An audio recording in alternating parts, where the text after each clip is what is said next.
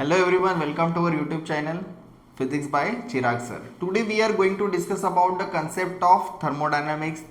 In thermodynamics, what is the heat and how heat is transferring. Heat कैसे transfer होती है, okay और कौन सी इक्वेशन में हीट को प्लस लेना है या हीट को माइनस लेना है, और वर्क डन कैसे काम करता है, वर्क डन को किसके हिसाब से लेना है, वो आज हम देखने वाले हैं. ओके, तो आइए देखते हैं.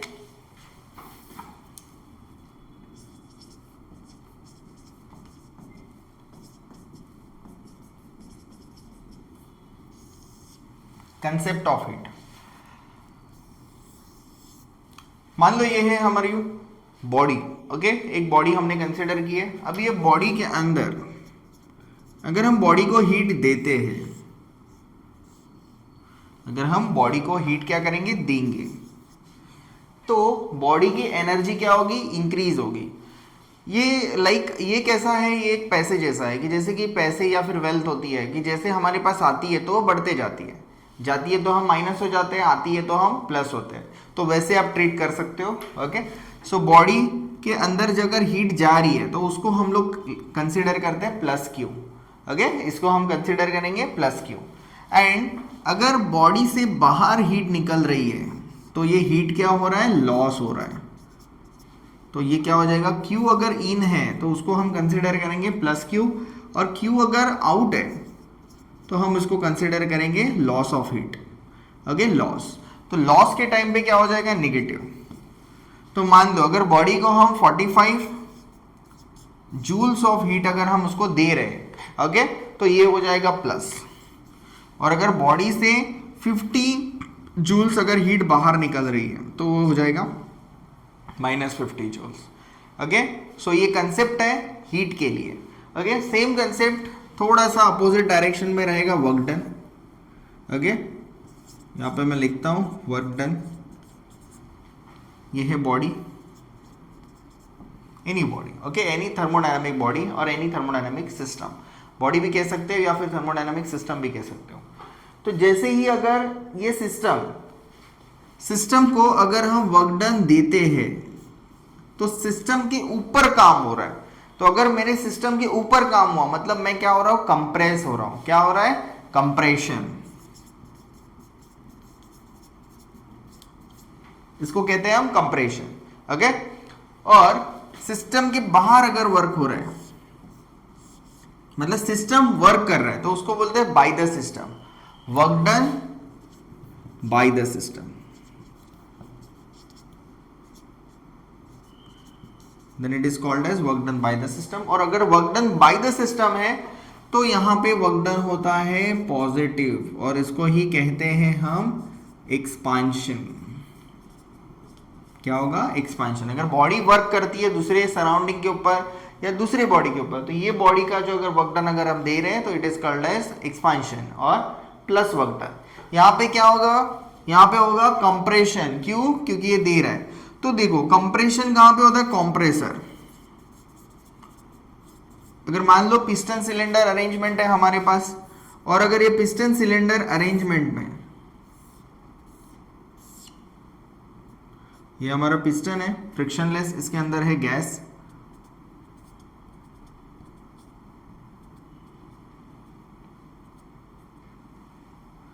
ओके, ये क्या है यहाँ पे, गैस. ओके, तो पिस्टन सिलेंडर अगर अरेंजमेंट है तो उसमें जो वर्क होता है वो होता है पीवी टाइप वर्क. तो कंप्रेशन आएगा, तो कंप्रेशन अगर इसमें आया तो ये गैस के ऊपर, गैस अगर हमारा सिस्टम है तो इसके ऊपर अगर वर्क डन हो रहा है तो उसको क्या कहेंगे हम, work done on the system. तो ये हो जाएगा compression.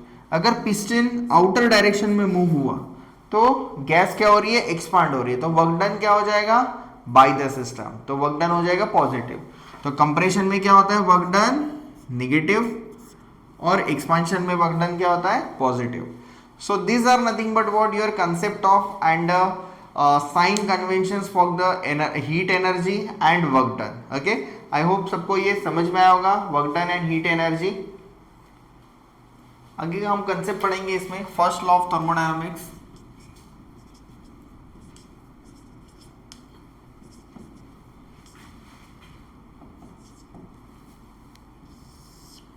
First law of thermodynamics थोड़ा सा शॉर्टकट में मैंने लिखा है। Okay, first law of thermodynamics सबसे इंपॉर्टेंट कंसेप्ट है ये चैप्टर का, कि generally first law of thermodynamics होता क्या है। फर्स्ट लॉ ऑफ थर्मोडायनामिक्स में जैसे कि वो कंसेप्ट जो यूज करते हैं उसको कहते हैं law of conservation of energy. इसका actual statement law of conservation of energy के ऊपर से लिया गया है कि energy is neither be created nor be destroyed, it can transfer from the one form to another form. इसका मतलब ये होता है कि एनर्जी को हम जनरेट नहीं कर सकते और एनर्जी को हम डिस्ट्रॉय नहीं कर सकते। एक फॉर्म से एनर्जी निकलेगी और दूसरे फॉर्म में निकल जाएगी। ओके, सो बेसिकली अगर हम कोई भी चीज़ को हीट करते हैं तो हीट करने के बाद क्या होता है, जो फ्यूल के अंदर जो एनर्जी होती है वो बर्न होती है, उसका ऑक्सीडेशन होता है। ओके, ऑक्सीजन की हेल्प से वो बर्न होता है और उसकी एनर्जी जो है वो एनर्जी ट्रांसफर होती है और इसमें क्या होगा, फ्रिक्शन होगा। तो kinetic energy molecules random motion में मूव करेगी और मूव करने के बाद जो है उसका टेम्परेचर क्या होगा, धीरे धीरे बढ़ता जाएगा।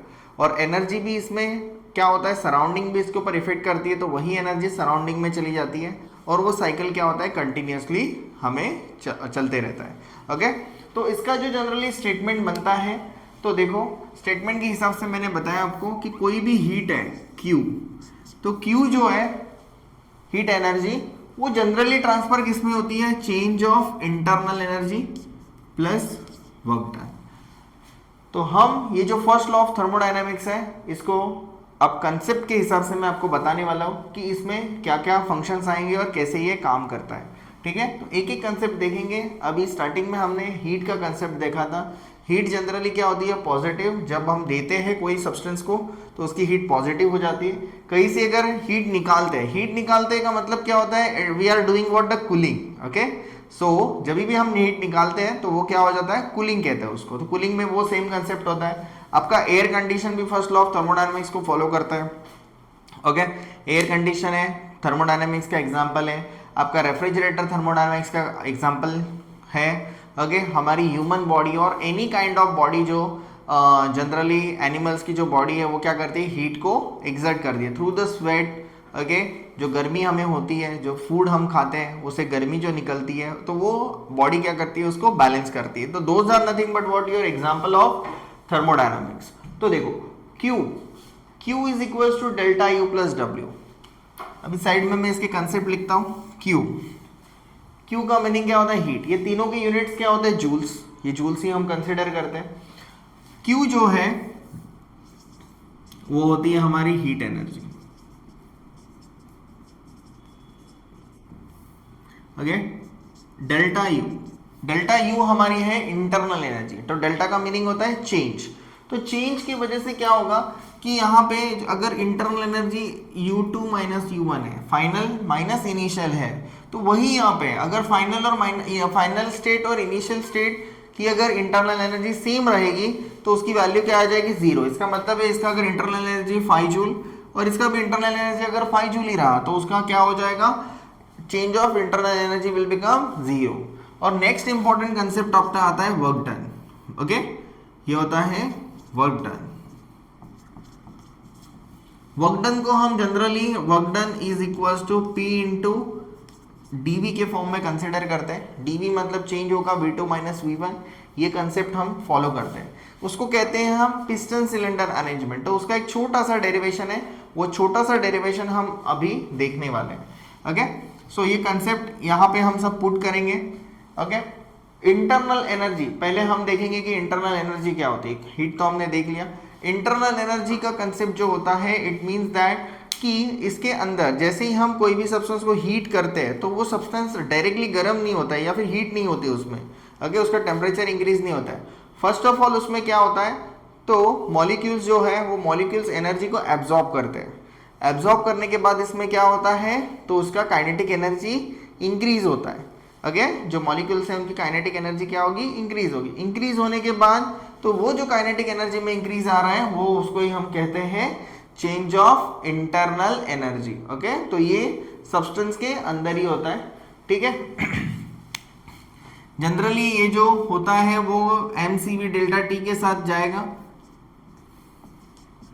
चेंज ऑफ टेम्परेचर के साथ जाएगा। mCv delta T, mc delta T means it means that the specific C means the specific heat capacity at the constant volume का जो concept है उसमें आएगा। डेल्टा T मतलब चेंज ऑफ टेम्परेचर। तो आप एक ऐसा मान सकते हो कि जैसे आप अगर कोई सब्सटेंस को हीट करते हैं तो उसका चेंज ऑफ टेम्परेचर जो है वो मैटर करता है। ओके, नेक्स्ट है वर्क डन।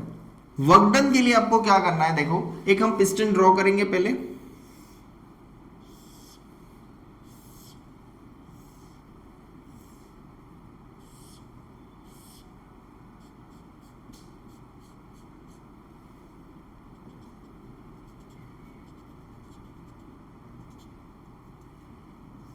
ये हमारा सिस्टम है और इसमें है गैस। ओके, पिस्टन जो है वो पिस्टन हमारा जो रहेगा वो उसका क्रॉस सेक्शन में साइड में ड्रॉ करता हूँ। This is nothing but your circular cross section. Okay, so ये इसका कुछ एरिया है ए।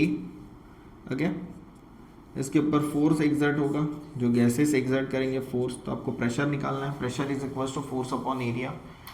यहाँ पे हम ध्यान देते हैं अभी यहाँ पे कि ये सर्कुलर है, वो मैंने क्रॉस सेक्शन के फॉर्म में आपको बताया है। यहाँ पे ये इसका रॉड है, शाफ्ट पिस्टन का, उसको ऐसे ड्रॉ करते हैं। अभी यहाँ पे जैसे ही प्रेशर देखो, अभी ये जो गैस है, अगर गैस एक्सपांड होता है तो ऑब्वियसली ये जो वॉल्यूम है स्टार्टिंग में रहेगा, ये जो वॉल्यूम है V1, और फाइनल वॉल्यूम जो है अगर यहाँ पे पिस्टन मूव हुआ तो इसका वॉल्यूम क्या होगा, इंक्रीज होगा। वॉल्यूम क्या होगा इसका, यहाँ से लेके यहाँ तक इंक्रीज होगा। तो this is nothing but your change in volume. Okay, so this is nothing but your change in volume. तो अगर वॉल्यूम चेंज हुआ, ये पर्टिकुलर कंडीशन में आपका अगर वॉल्यूम चेंज होता है तो ये हो जाएगा एक्सपांशन। अगर वॉल्यूम इंक्रीज हुआ तो बन जाएगा एक्सपांशन। अगर वॉल्यूम डिक्रीज हुआ तो आपको एक्सटर्नल प्रेशर अप्लाई करना पड़ेगा। ओके, तो गैस जो है अंदर की कंप्रेस हो जाएगी। साइकिल का पंप सबने देखा है, साइकिल का पंप, उसके अंदर जो होता है वो होता है आपका पिस्टन, और जैसे हम उसको प्रेस करेंगे तो उसके सिलेंडर के अंदर जो एयर होती है वो एयर क्या होती है, कंप्रेस होती है, और बाद में वो साइकिल के ट्यूब के अंदर चली जाती है। ओके, आजकल लेकिन क्या यूज़ करते हैं, डायरेक्टली कंप्रेसर यूज़ करते हैं। जो मशीन होता है जो पंक्चर निकालते हैं, वो अंकल के पास जो मशीन होता है बड़ा सा आवाज़ करता है, खट खट खट खट, वो जो मशीन होता है उसका वो क्या होती है, तो एयर कंप्रेसर होता है। ओके, सो अभी आजकल एयर कंप्रेसर का यूज़ किया जाता है। अभी यहाँ पे वॉल्यूम चेंज हो गया। ओके, तो इसमें वॉल्यूम जो गैस है, गैस क्या कर रहा है, यहाँ पे फोर्स को एग्जर्ट कर रहा है। गैसेस जो है फोर्स को एग्जर्ट कर रहे हैं, तो फोर्स आ जाएगा आपका F। इसका एरिया क्या है यहाँ पे A। ओके, और जो इसकी डिस्प्लेसमेंट हो रही है, लीनियर डिस्प्लेसमेंट, ये हो जाएगी आपकी dx। तो हम कंसीडर करेंगे स्मॉल डिस्प्लेसमेंट dx। ओके, समझ में आपको कि ये एरिया है और ये एरिया डिस्प्लेस हो रहा है यहाँ पे, तो इतना वॉल्यूम क्या हो जाएगा, a इंटू dx। तो उसको वो जो छोटा वॉल्यूम चेंज होगा उसको मैं लिखूंगा dv। सो dv क्या होगा, ये एरिया, और ये कितना मूव हुआ, तो dx मूव हुआ। ठीक है, तो ये पिस्टन यहाँ पे भी दिखा देता हूँ कि यहाँ पे आएगा। So it will become area into dx। Okay, so अभी यहाँ पे कितना वर्क डन हुआ वो निकालना है हमें। तो मैं अगर ये छोटा डिस्प्लेसमेंट है तो वर्क डन भी छोटा रहेगा, तो मैं यहाँ पे लिख सकता हूँ work done is nothing but dw is equal to f into dx, क्योंकि डिस्प्लेसमेंट कितना हुआ है, dx हुआ है। ओके, तो इसका वर्क डन निकालना है। This is the differentiative term. Okay, so integration कर देंगे, integrating on both the side f। Okay, f जो है, f को हम चेंज करेंगे। कैसे f चेंज होगा, क्योंकि यहाँ पे क्या है, देखो फोर्स क्या होता है, यहाँ पे लिखता हूं मैं, pressure is equals to force upon area. So force is equals to pressure into area. Okay, तो यही कंसेप्ट का हम यूज करेंगे कि फोर्स क्या है हमारा, pressure into area into dx। यहाँ पे प्रेशर जो है वो कॉन्स्टेंटली अप्लाई हो रहा है और वो क्या हो रहा है, यूनिफॉर्म प्रेशर है, तो यूनिफॉर्म प्रेशर से पिस्टन बाहर जा रहा है। एक बात ध्यान में रखना, ये जो पिस्टन की जो साइड एजेस है, ओके, इसके बीच में और सिलेंडर के बीच में कोई भी फ्रिक्शन नहीं होना चाहिए। अगर फ्रिक्शन रहेगा तो वो एनर्जी लॉस हो जाएगा। अगर जितना प्रेशर गैस एक्सपांड हो रहा है तो क्या होगा, पिस्टन आगे की तरफ, पिस्टन क्या होगा, आगे तरफ मूव होगा। ओके, सो यहाँ पे है a इंटू dx। तो एरिया इंटू डी एक्स, तो क्या बन जाएगा volume, area into D x क्या बन जाएगा हमारा वॉल्यूम बन जाएगा। तो मैं यहाँ पे क्या लिख सकता हूँ, अभी आपने इंटीग्रेट किया है, लेकिन इंटीग्रेट के अभी क्या होगा, लिमिट होगा, कहाँ से जा रहा है ये, तो ये स्टार्ट हो रहा है V1 और कहाँ तक जा रहा है V2 तक, बराबर है, starting volume is V1 and बाद में जो वॉल्यूम आएगा वो वॉल्यूम क्या रहेगा V2। तो integration will start from the V1 to V2। Okay, ये dw का इंटीग्रेशन होता है w होता है, so we can write here w। सो ये V1 टू V2 यहाँ पे भी लिख देता हूँ मैं, थोड़ा सा नीचे लिखता हूँ, मतलब आपको अच्छे से समझ में आएगा, V1 V2 w। pressure area into ds, a dx will become your dv, a dx क्या बन गया आपका dv।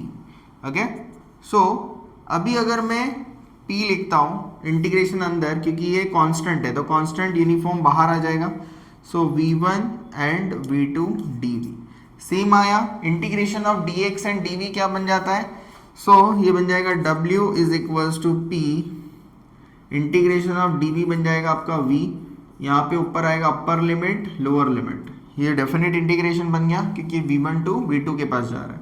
सो p एक बार इसको लिखेंगे v2 upper limit minus v1, तो w is equals to p v2 minus v1 in bracket. So this is your work done, ये आपका फॉर्मूला बनेगा वर्क डन का। तो अगर आप फर्स्ट लॉ ऑफ थर्मोडायनेमिक्स को अगर आप ये फॉर्म में लिखना चाहते हो तो वहाँ पे बन जाता है M C delta T plus work done बन जाएगा आपका डब्ल्यू पी, सॉरी डब्ल्यू नहीं आएगा, डब्ल्यू की तो वैल्यू लिख रहे हैं हम, P V two minus P one. Okay, so this is our equation. ये दोनों भी चीज़ें जिस तरह से आई है वो हमने यहाँ पे एक्सप्लेन किया हुआ है। आई होप आपको समझ में आएगा कि कंसेप्ट ऑफ थर्मोडायनामिक्स क्या होता है। ओके, आगे के लेक्चर्स में हम सिस्टम्स पढ़ेंगे, सेकेंड लॉ ऑफ थर्मोडायनामिक्स पढ़ेंगे, कार्नोट पढ़ेंगे, क्लॉसियस स्टेटमेंट पढ़ेंगे, ओके, देन केल्विन प्लैंक का स्टेटमेंट पढ़ेंगे। ओके, सो ये सारी चीज़ें हम थर्मोडायनामिक्स में कवर करने वाले हैं, जो आपके 12th के सिलेबस के हिसाब से बहुत ही इंपॉर्टेंट होता है, बोर्ड्स के हिसाब से भी इंपॉर्टेंट है, और जेई नीट के लिए भी इसमें से बहुत सारे क्वेश्चंस पूछे जाते हैं क्योंकि ये कंसेप्चुअल चैप्टर है। ओके, इंजीनियरिंग में भी इसके अलग अलग ब्रांचेस, थर्मल इंजीनियरिंग वगैरह जो सेक्शन होता है उसमें ये आता है, और मैकेनिकल के पार्ट में भी ये आता है। ओके, सो आई होप आपको समझ में आया होगा। अगर कुछ भी डाउट है तो आप कमेंट सेक्शन में पूछ सकते हो। Thank you.